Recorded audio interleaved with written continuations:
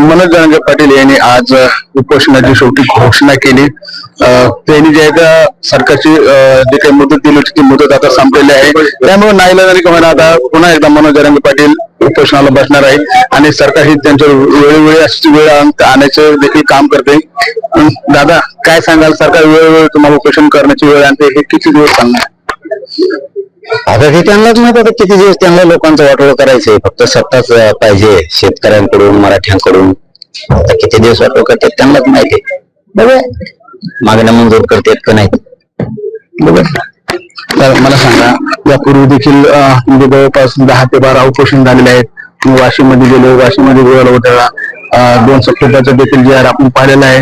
हे होऊन देखील पुन्हा सरकार तुम्हाला काही ना काहीतरी विनोबा मागत ठेवतंय, पुन्हा उपोषणाला बसायला होते. वाशीमध्ये गोळा अख्खा महाराष्ट्रामध्ये त्याचा आनंद आपण साजरा केला देखील पाहायला मिळाला. हे बघा खूप दिवसाच्या नंतर तो JR निघत होता, त्यामुळं निघल्यामुळं आम्हाला ते करणं हे गरजेचंच होतं आणि दिला ना सरकारनं. 75 वर्षात मराठ्यांचा JR निघाला, त्यामुळे तो साजरा करणं किंवा ते गुलाल काय म्हणते उदाहरण ती एक प्रक्रिया असते ती झाली. पण पुढे जर नाही दिलं तर आपण अंमलबजावणी केली नाही किंवा प्रमाणपत्र अंमलबजावणी करून दिले नाही तर पुढची लढाई आपण लढावी लागत असते आणि त्या पद्धतीने ती सुरू आहे. बरं, मला हे सांगा की ज्या पद्धतीने तुमच्यावर वारंवार शिंदेचे मंत्री आले, अजितदादाचे मंत्री आले की तुम्हाला येऊन भेटतात, तुम्ही वारंवार हे देखील सांगितले की ते ग्राउंड लेवलला येतात, लोकांशी येऊन भेटतात, लोकांचे म्हणणं ऐकतात आणि तुमच्याकडे दुसरे असा आरोप केले होते की उदय सामंत येऊन भेटले, मनोज जरांगे पाटील उपोषणाची घोषणा केली आहे ना. ते त्यांचे काय ते त्यांच्या गैरसमज आहेत, ते तसली जबाबवृत्ती नसली पाहिजे कधीच, तशी जबाबवृत्ती नसली पाहिजे कोणाविषयी. तुम्ही पण या, ते बी येतात प्रश्न सोडवतात, तुम्ही या, तुम्हाला सोडायचं नाही आणि पुढचं मोठे पण घ्यायचं असं मिळत नसतं. लोकांच्या जनतेच्या मनावर राज्य करायचं जर असेल ना तर स्वतः मैदानात उतरून कामं करावं लागत असतील तरच ते होतं. असं तुम्ही भांडून दादागिरी करून सन्मान मिळत नसतो. तुम्ही कामं करा, तुम्ही मराठ्यांच्या मना जिंका. दुसरी गोष्ट अशी की त्यानंतर तुम्ही म्हटलं होतं त्याप्रमाणे समिती स्थापन केली, उपसमिती स्थापन केली, उपसमितीने काही मान्य केल्या. त्यानंतर जे तुम्हाला अपेक्षित होतं असं काम पुढे होताना पाहायला मिळत नाही, कारण शिंदे समितीचं काम थांबलं, प्रमाणपत्रही थांबले. मग समिती स्थापन केल्यानंतर त्याची काम करण्याचं तर मध्यंतरी मग तुम्ही म्हटलं की ही समिती बरखास्त करा. आम्ही मराठा आणि कुणबी मंत्रालय स्थापन करण्याची मागणी केली आणि त्यातून मराठा समाजाच्या खूप प्रश्नाला सोडवण्यासाठी मदत होईल म्हणून ते मंत्रालय स्थापन करणं गरजेचं आहे. आणि बाकीच्या विषय संदर्भात ते सोडतच नाहीयेत म्हणून तर आता आपण 30 मेला आंदोलन हातात घेतले आणि कठोरपणानं घेतले. कुठेतरी आपल्याला असं म्हणते की विखे पाटलांनी बी आपली फसवणूक केली. हा, ते सगळेच आले त्याच्यातून, त्यात सगळेच आले, एकच नाही तर ते सगळे त्यात आले. कारण त्यांनी जाणून बुजून ते थांबवलं गेलं.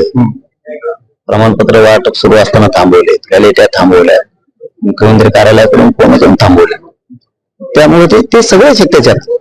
त्यामुळे आता आहे 30ला फाईट आहे आता. मग दुसरीकडे सरकार तुमच्यासोबत डाव खेळते का?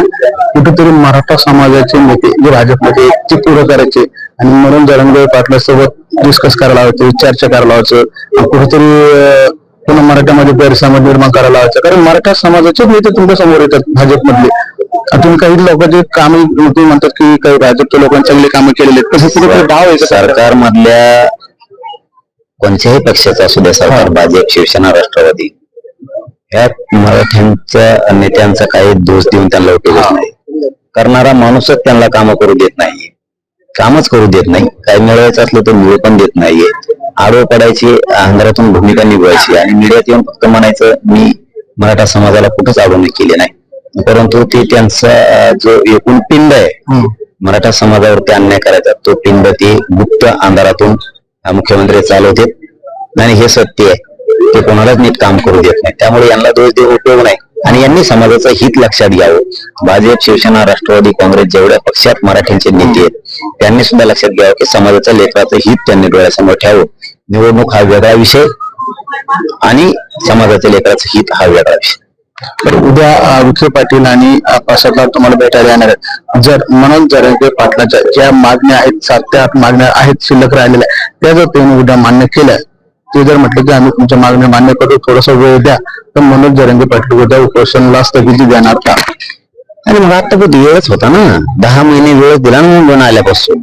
1 महिन्याचा वेळ मागितला त्यांनी, तर त्यांना 9 महिने जास्त दिले ना. 10 महिने झालेत ना, उद्या 29 मेला 10 महिने होते. आणखी किती वेळ द्यायचं? वेळाला काय समज? पण उद्या फक्त जी आर पाहिजे, बाकी त्याच्या जे निघालेले आहेत सगळे वाटप थांबवल्यात, त्यांनी अंमलबजावणी पण केल्यात, सगळे अंमलबजावणी थांबल्या. त्यांनी ते अंमलबजावणी पण केली, देणं थांबवलं. मनोज जरांगे पाटलाचं उपोषण जर थांबवायचं असेल तर तिने उद्या येऊन काय केलं पाहिजे, त्यांनी पण मनोज जरांगे पाटील उपोषणाला बसणार. ते त्यांना माहितच आहे ना. सगळ्या मागण्याची अंमलबजावणी करून प्रमाणपत्राचा विषय असेल तर ते वाटप करणे, अंमलबजावणी झाली तर प्रमाणपत्र वाटप करणे, केसेस सगळ्या मागं घेणं, ह्या प्रक्रिया जेवढ्या त्यांना 8-9 मागण्या सगळ्या दिल्यात. हैदराबादचा जे आर काढलाय, प्रमाणपत्र वाटप करायचे. सातारा संस्थांचा जे आर काढायचा, बलिदान गेलेल्या कुटुंबांचे विषय मार्गी काढायचे. हे त्यांच्या हातातले विषय आहेत, याला काय शासन निर्णय यांना लागत नाहीत. तेवढा एक सातारा संस्थांच्याला शासन निर्णय लागणार, बाकी नक्कीच आपण झालं तर हे जे मनोज जरांगे पाटील यांनी आता घोषणा केलेली की 30 तारखेपासून ते आता उपोषणाला बसणार आहेत. मात्र उद्या विखे पाटील आणि प्रसाद लाड हे मनोज जरांगे पाटील यांची भेट घेणार. जर मनोज जरांगे पाटलाच्या जे काही 7-8 मागण्या आहेत त्या जर मागण्याची अंमलबजावणी उद्या झाली तरच मनोज जरांगे पाटील उपोषण स्थगित करू शकतात.